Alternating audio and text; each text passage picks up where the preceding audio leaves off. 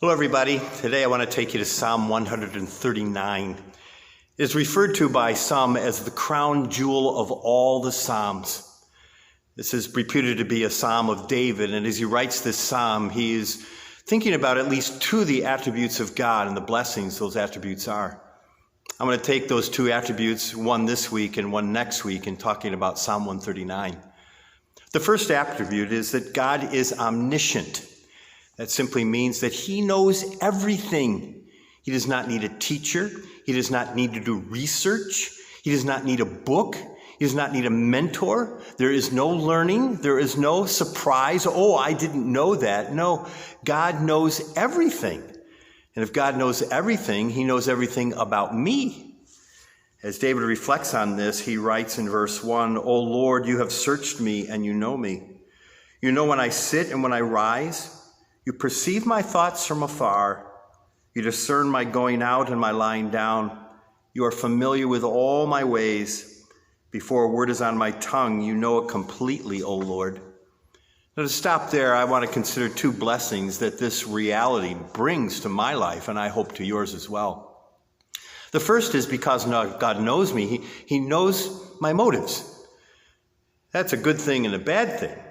But when others are accusing me of being self-centered and of being self-serving, and I know within my heart that it has been purely an act of love, I've been only thinking about somebody else, well, God knows my motives.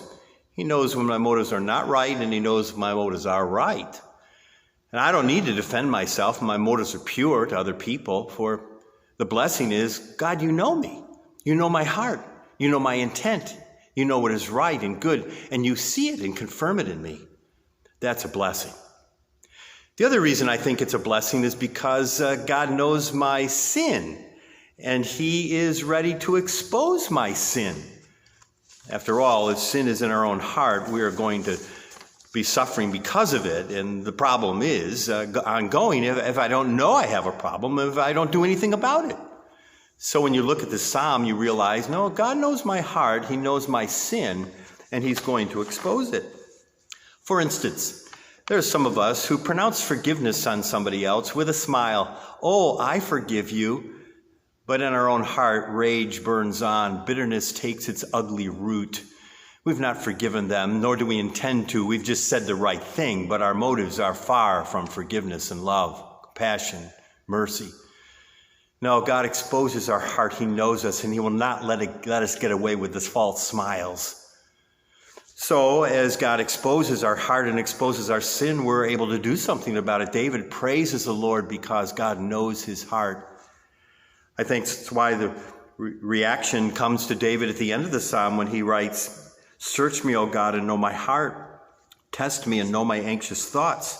See if there's any offensive way in me, and lead me in the way of everlasting life."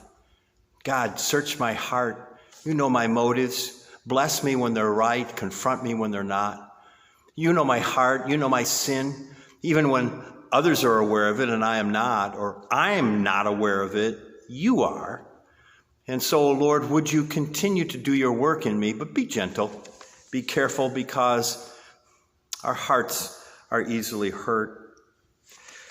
You have searched me and you know me, David writes. God is omniscient. That truth is a great blessing. It's a blessing because he defends us when our motives are right, and he identifies sin when our sin is there. O Lord, you have searched me and you know me, David writes. You know when I sit and when I rise. You perceive my thoughts from afar. You discern my going out and my lying down. You are familiar with all my ways. Before a word is on my tongue, you know it completely.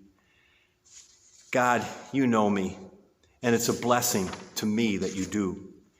The reality is God knows me, and in spite of what he knows about me that is not good and not pure and not upright, he still loves me. He still knows me, and in fact does his work on the cross so that I can become more of what he would want me to be. May the Lord encourage you to be blessed with the knowledge that God knows you. Amen.